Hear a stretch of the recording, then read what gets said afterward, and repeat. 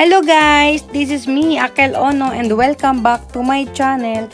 So eto nga guys, gagawa ako ng homemade siomai dahil sa favorite ito ng aking mga kids. So eto na nga, so gumawa ako para sa kanila. So nilagyan ko siya ng garlic at nilagyan ko rin siya ng negi. So yung negi ay dito yun sa Japan. Di ko alam kung ano sa Tagalog, so kayo na lang mag-adjust. Then, nilagyan ko rin siya ng black pepper and salt, syempre. Mali-mali, diba? So, kayo na lang mag-adjust. So, ayan na nga guys, kung nakikita nyo, nailagay ko na yung garlic at yung negi. So, imimix ko lang din siya para maihalo ko po yung lasa po niya dahil nilagyan ko po siya ng salt at black pepper, basta yun na yun, black pepper. So, imimix ko lang po siya ng imimix hanggat sa ma-absorb po niya yung lasa po para iisa lang po ang maging lasa niya.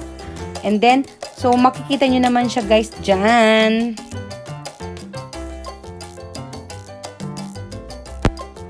So, eto guys, yung black pepper na kanina ay hindi ko mabanggit-banggit, pasensya na po.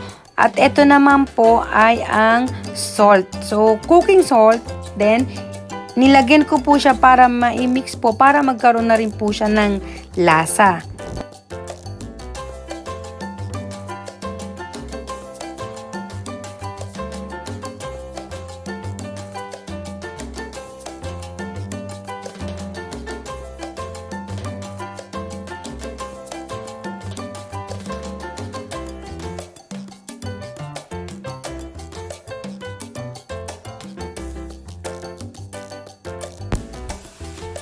At ito na po, ilalagay na natin dyan ang kaninang minix po natin na giniling na karne, yung onion, yung, ayun na nga po yung kaninang may black pepper, may salt. So, ayun nakikita nyo naman po ay nilagay ko na po siya dyan at syempre, gagawin ko na po siyang siomai.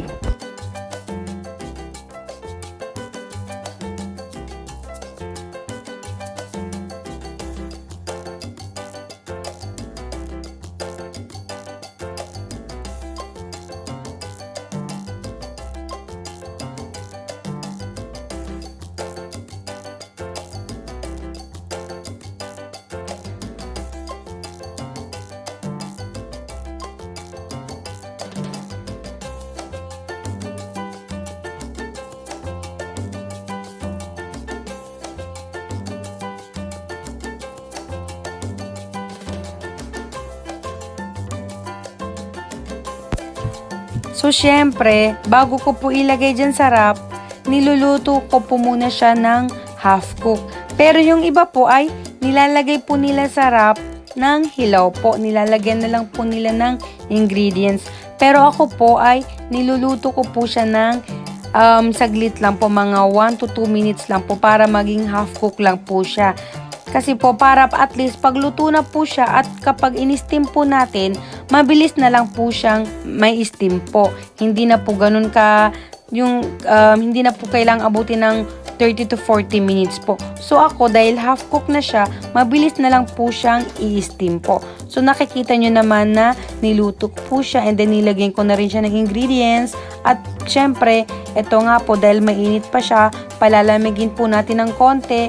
And then mamaya po ay ilalagay na po natin siya sa wrap para maigawa na po natin yung siomai dahil sobrang excited yung aking mga bagets sa siomai dahil ito po ay paborito po nila.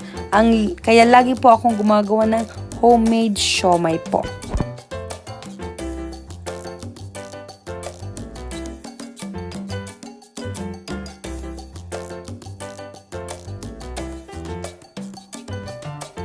Ito na po ang finished product ng aking homemade siomai po.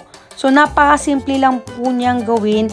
Kayang-kaya po ng budget natin guys. Nasa sa inyo na po kung madami kayong lulutuin, madami kayong gagawin or konti lang po. Ako kasi gumawa ako ng marami para at least pag, pwede ko siyang i-stock para po ilagay po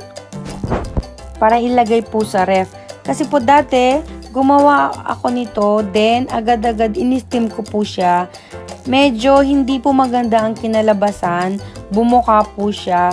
So, naisip ko na ibahin po. So, ito po, pagkatapos ko siyang i-wrap, nilagyan ko po siya ng saran wrap po, and then nilagay ko po siya sa freezer para po tumigas po siya, at kapag in-steam po natin, maganda po ang kalalabasan niya. Hindi po siya bubuka, kagaya ng ginawa ko po dati. And then, at least nakadikit na po yung wrap po niya, yung balat po, nakadikit na po yung karne po. At pag in-steam po natin, maganda po ang kinalabasan po niya. So guys, pwede nyo po itong gawin. Murang-mura lang po, saktong-sakto sa budget po natin. Nasa sa inyo na po kung marami po kayong gagawin or konti lang po. So ako po, gumawa lang po ako ng marami dahil po sobrang favorite ito ng aking mga anak. So eto na nga guys, kung nagustuhan nyo ang aking video, just subscribe to my channel, Akel Ono, and click the bell button.